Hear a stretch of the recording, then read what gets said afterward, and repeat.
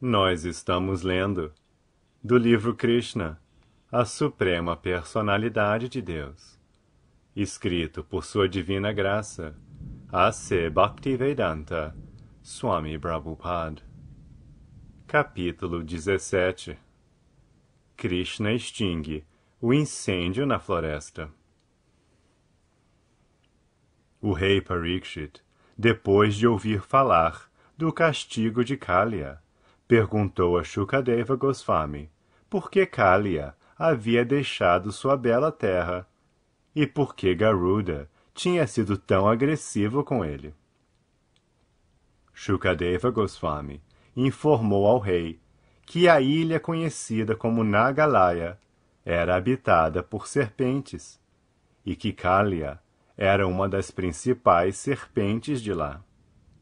Estando acostumada a comer cobras, Garuda costumava vir a essa ilha e matar muitas serpentes à vontade. Algumas delas ele comia, mas outras eram mortas sem necessidade. A sociedade dos répteis ficou tão perturbada que seu líder, Vasuki, apelou ao Sr. Brahma, pedindo proteção. O Sr. Brahma fez um arranjo pelo qual Garuda não criaria mais perturbações. A cada 15 dias, a comunidade dos répteis ofereceria uma serpente a Garuda em sacrifício, que deveria ser mantida debaixo de uma árvore. Garuda ficou satisfeito com este oferecimento e, por isso, não perturbava nenhuma outra serpente.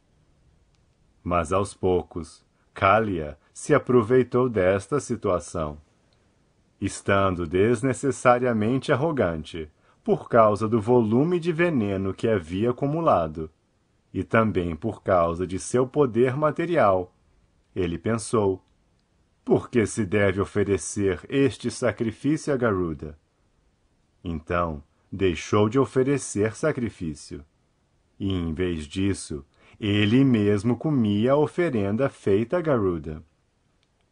Quando Garuda, o grande devoto transportador de Vishnu, entendeu que Kaliya estava comendo as oferendas, ficou muito irado e correu logo para a ilha, a fim de matar a serpente ofensora.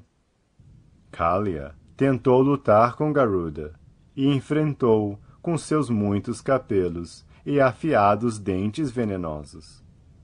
Kaliya tentou picá-lo, e Garuda, o filho de Tarksha, com muita ira e com a grande força digna do transportador de Vishnu, atacou o corpo de Kaliya com suas refulgentes asas douradas. Kaliya, que também é conhecido como Kadrusuta, o filho de Kadru, fugiu logo para o lago conhecido como Kaliyadhaha, que fica no rio Yamuna, do qual Garuda não podia se aproximar. Kaliya se refugiou dentro da água do Yamuna pela seguinte razão. Da mesma forma como Garuda costumava ir à ilha da serpente Kaliya, ele também costumava ir ao rio Yamuna para comer peixe. Ali havia, porém, um grande yogi chamado Saubhari Muni, que costumava meditar dentro da água e que tinha compaixão dos peixes. Ele pediu a Garuda que não fosse lá perturbar os peixes. Embora Garuda não estivesse sob as ordens de ninguém, sendo o transportador do Sr. Vishnu, ele não desobedeceu a ordem do grande yogi. Em vez de ficar e comer muitos peixes, ele levou embora um grande peixe, que era o líder deles. Saubhari Muni lamentou que um dos líderes dos peixes tivesse sido levado embora por Garuda, e, pensando em protegê-los, amaldiçoou Garuda com as seguintes palavras: de hoje em diante, se Garuda vier pegar peixes aqui, então, digo isto com toda a minha força, ele será morto imediatamente. Somente Kaliya tinha conhecimento desta maldição. Kalia, portanto, estava confiante de que Garuda não poderia ir até lá, e assim achou prudente refugiar-se no lago que havia no Yamuna. Mas Kalia não foi bem sucedido em se refugiar em Saubharamuni. Ele foi expulso do Yamuna por Krishna, o senhor de Garuda. Pode-se notar que Garuda se relaciona diretamente com a suprema personalidade de Deus, e é tão poderoso que jamais está sujeito à ordem e maldição de quem quer que seja. De fato, a maldição de Garuda, que no Srimad Bhagavatam se diz que é da estatura da suprema personalidade de Deus, Bhagavan, foi uma ofensa da parte de Saubhari Muni. Embora Garuda não tentasse retaliar, o Muni não foi salvo de seu ato ofensivo contra uma grande personalidade Vaishnava. Devido a esta ofensa, Saubhari caiu da sua posição iógica e depois se tornou um pai de família, um desfrutador dos sentidos no mundo material. A queda de Saubhari Muni, que se supõe absorto em bem-aventurança espiritual pela meditação, é uma instrução para quem ofende os Vaishnavas. Todos os amigos e parentes de Krishna, que estavam às margens do Yamuna, por fim puderam vê-lo, quando ele saiu do lago de Kalia.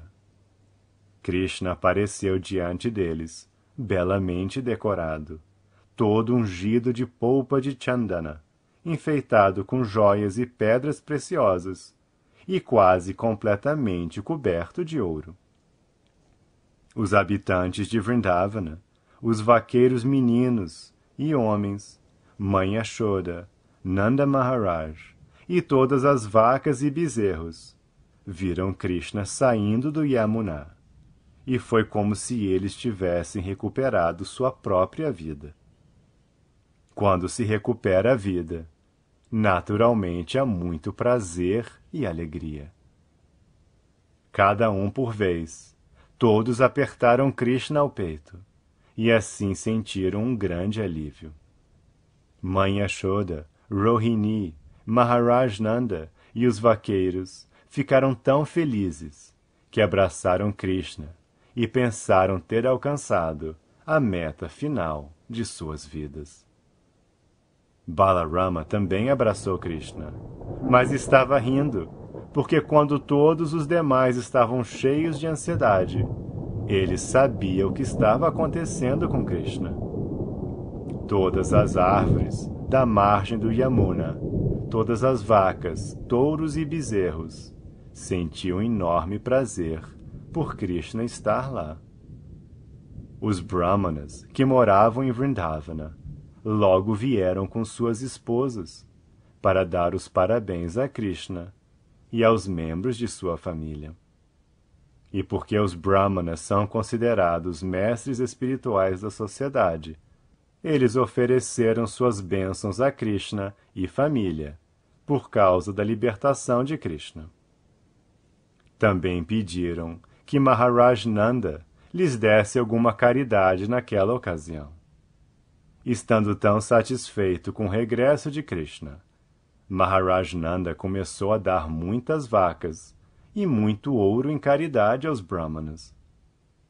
Enquanto Nanda Maharaj estava ocupado desta maneira, Mãe Yashoda simplesmente abraçou Krishna e sentou em seu colo, enquanto derramava lágrimas sem parar.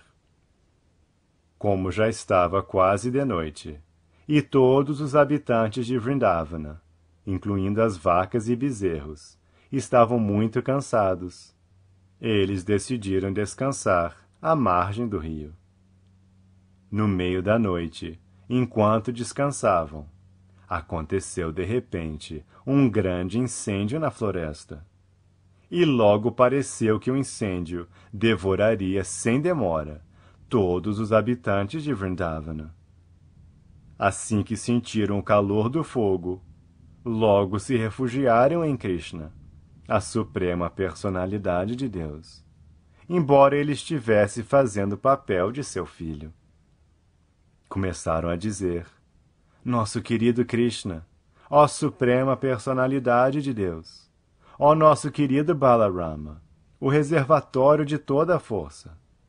Por favor, tentem salvar-nos deste fogo devastador que a tudo devora. Não temos outro abrigo além de vocês. Este fogo devastador nos engolirá a todos.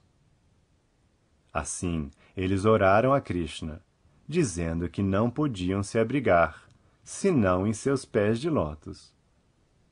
O Senhor Krishna, sendo compassivo para com seus concidadãos, engoliu imediatamente todo o incêndio da floresta e o salvou. Isto não era impossível para Krishna, porque ele é ilimitado. Ele tem poder ilimitado para fazer tudo o que desejar. Neste ponto encerram-se os significados Bhaktivedanta, do capítulo 17 de Krishna, intitulado Krishna extingue o incêndio na floresta.